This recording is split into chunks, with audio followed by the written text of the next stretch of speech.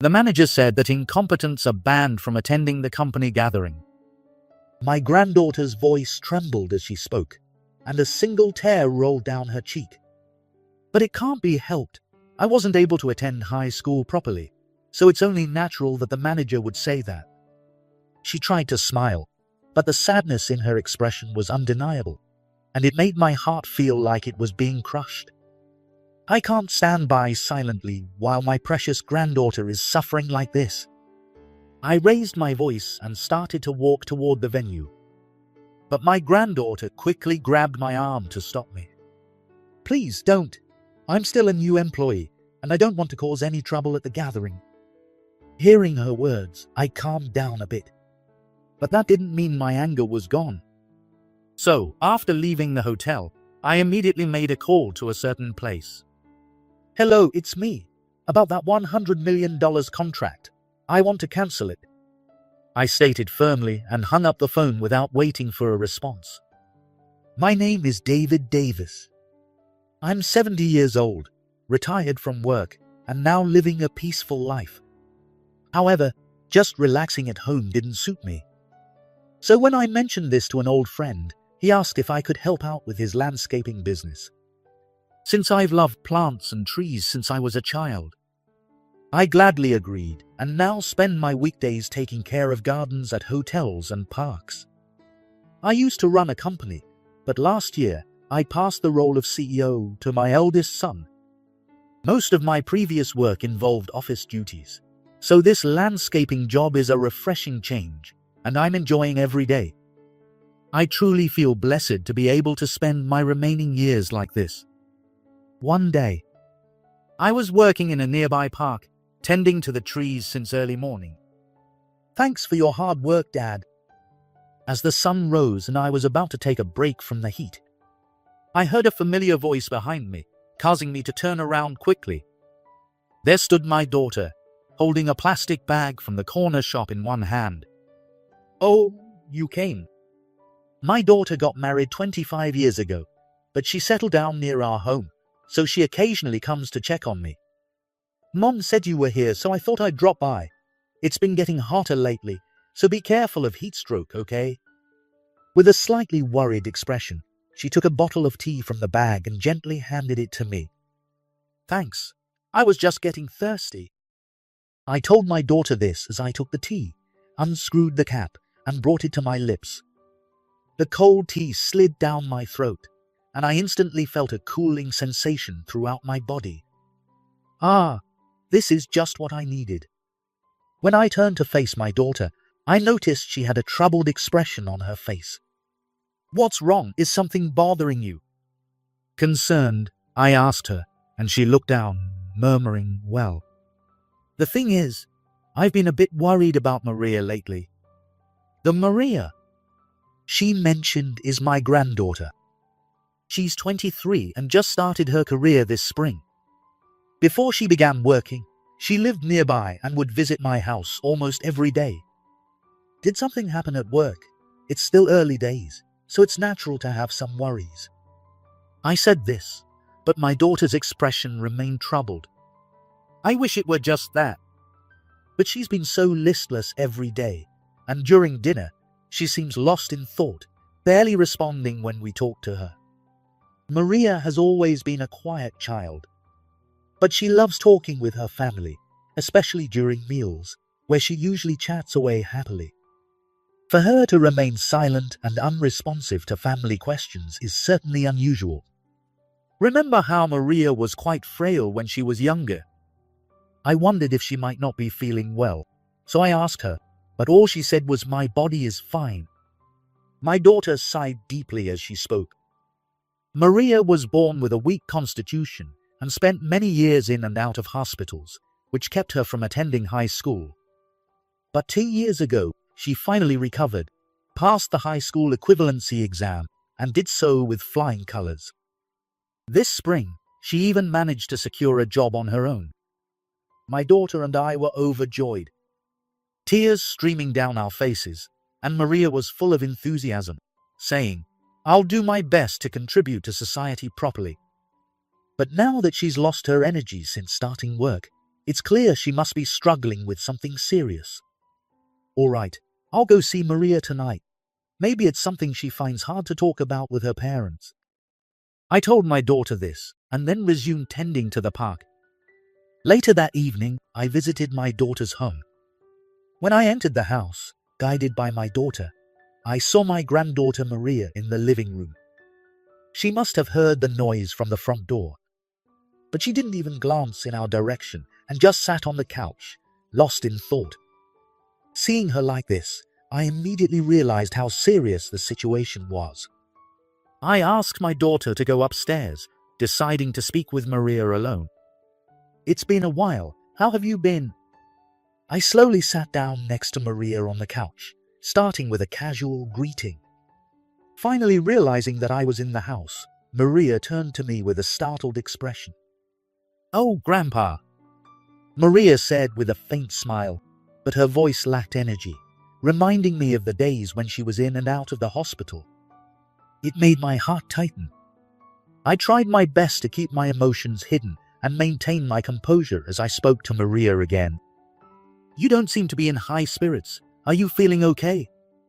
"Oh yeah, I'm fine. It's just that I'm still new to the workforce, and maybe the unfamiliar environment is wearing me out.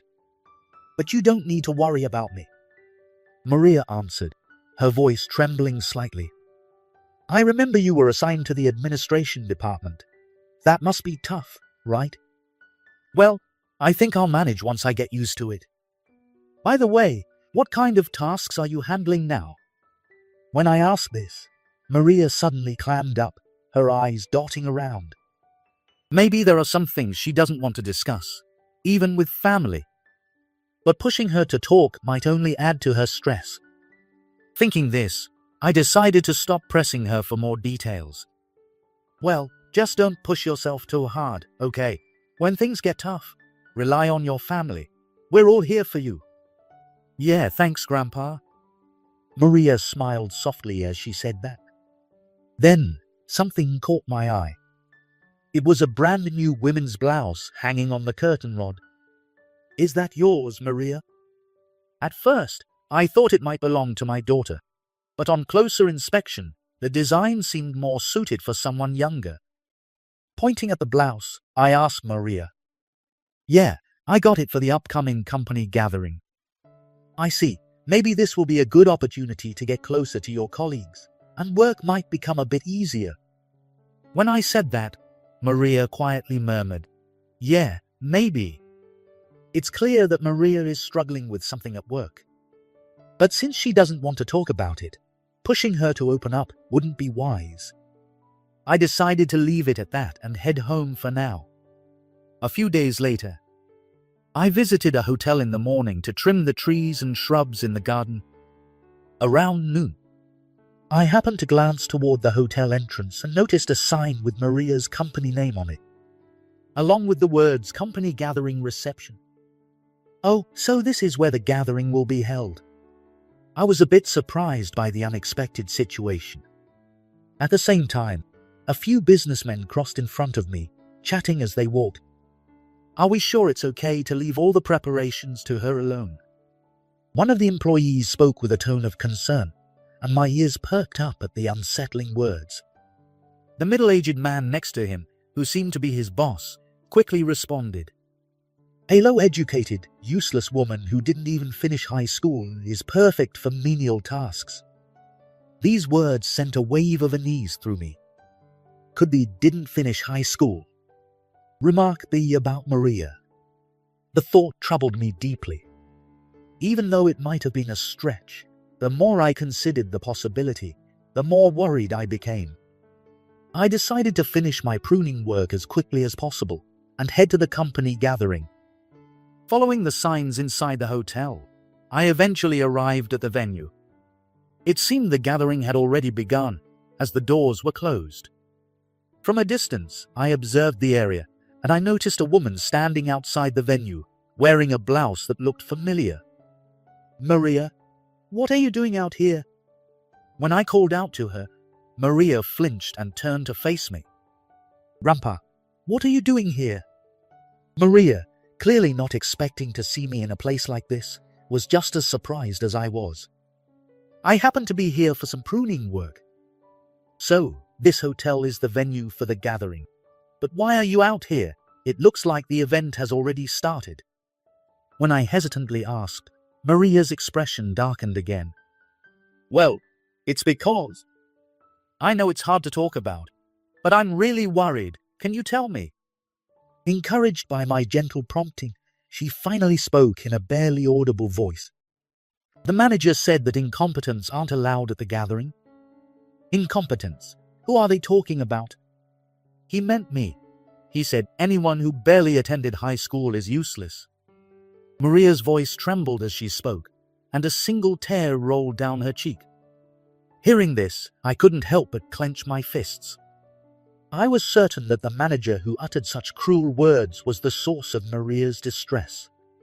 But Maria, looking more resigned than angry, continued to speak. But it can't be helped. I didn't attend high school properly, so it's only natural for the manager to say that. Maria said this with a sad expression, trying hard to force a smile, but it only made her look more pitiful, and I felt as if my heart was being crushed. There's nothing natural about this. It's unacceptable to treat you like this. I raised my voice and started to walk toward the venue. Grandpa, where are you going? Maria quickly grabbed my arm to stop me, but my anger wouldn't subside. I can't just stay silent while my precious granddaughter is suffering like this. I tried to shake off her grip, but Maria tightened her hold, refusing to let go. Please don't. I'm still a new employee, and I don't want to cause any trouble at the gathering. But that doesn't mean you should just endure it. I began to argue, but before I could finish, Maria spoke over me. Even though I passed the high school equivalency exam, my highest level of education is still middle school. But this company accepted me despite that. That's why, no matter what happens, I want to keep working here. Please, don't make a big deal out of this. Hearing Maria's words, I began to calm down a bit. All right, I'm sorry for making you uncomfortable. Just remember though, enduring everything isn't what makes you an adult. Keep that in mind. With that, I told Maria and then left the hotel. But my anger didn't subside. This is something that should never happen, even if it weren't about my granddaughter.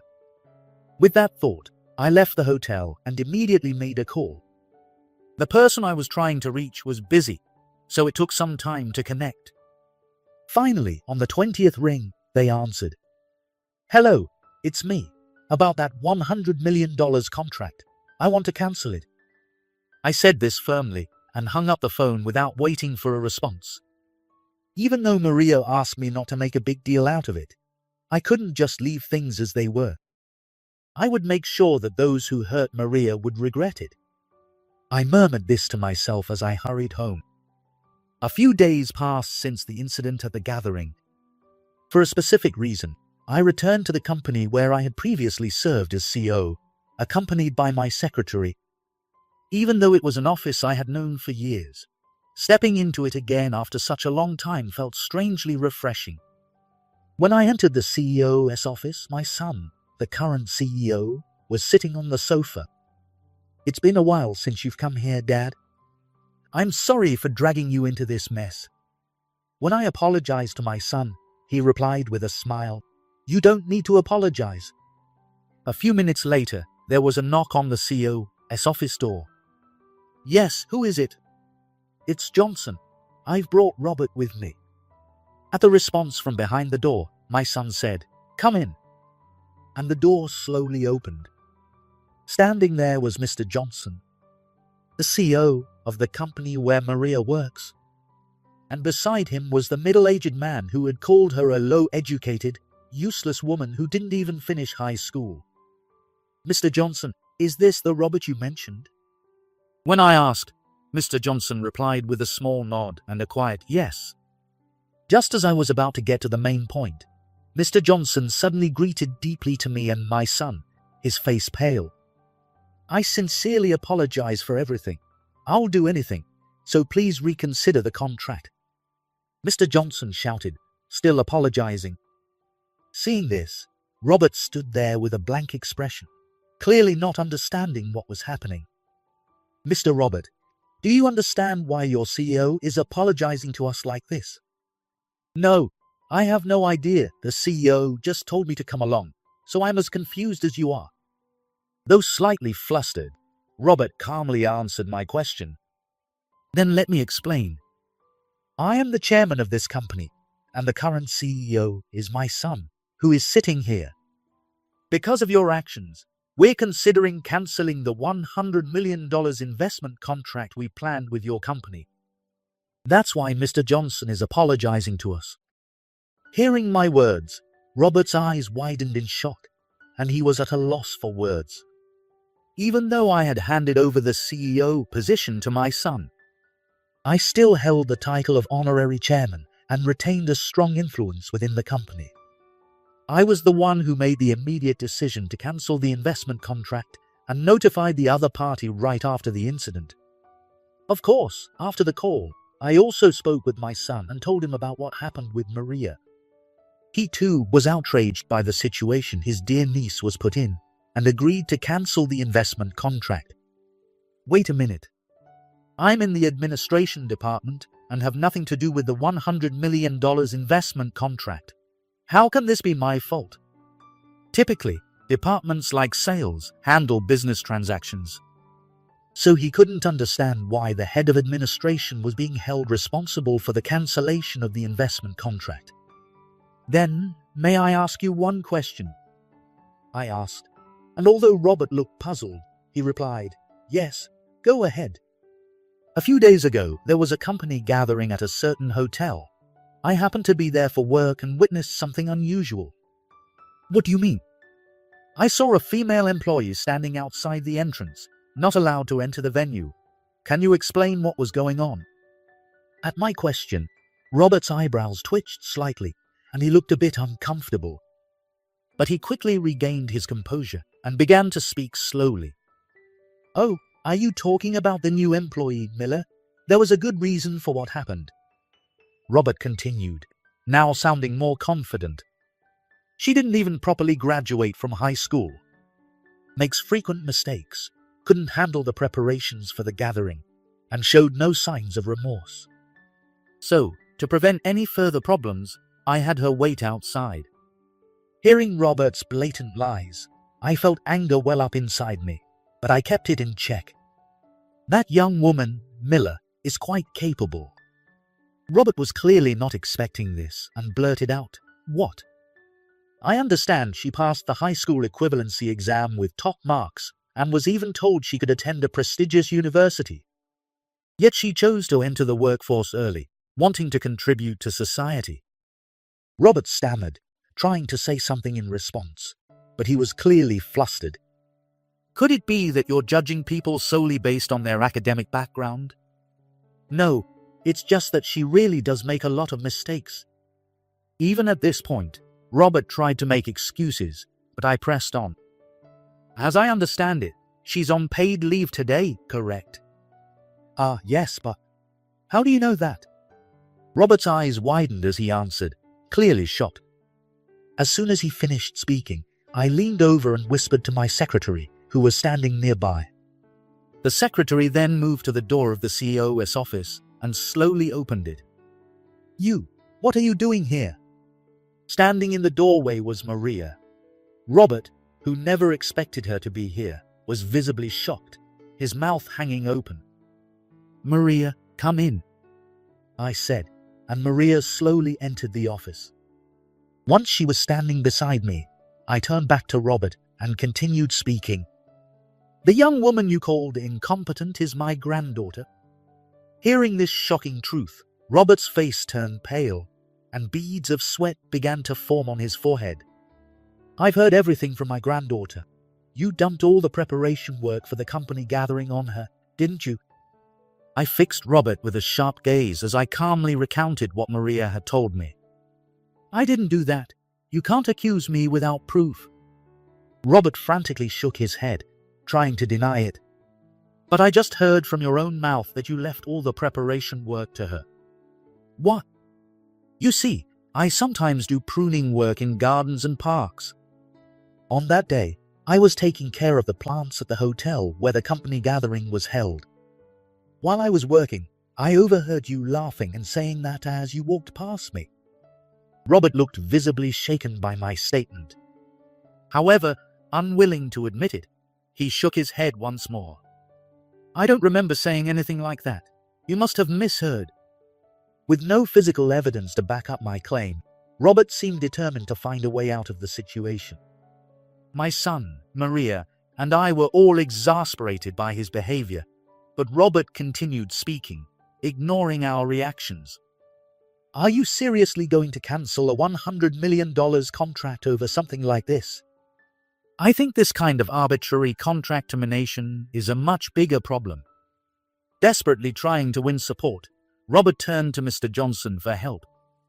CEO, this is unfair. You shouldn't have to apologize to these people. Despite Robert's defiant attitude, Mr. Johnson remained grim. Robert, I'm afraid there is evidence. Looking down, Mr. Johnson murmured softly. What evidence? What do you mean? I asked Mr. Johnson to conduct a confidential internal investigation. The results are already in. As I said this, I picked up a document from the CEO's desk. This document contains the results of that investigation. We conducted interviews within the company and gathered numerous testimonies about the outrageous behavior you directed toward Maria. I handed the document over to Robert, who began to read it.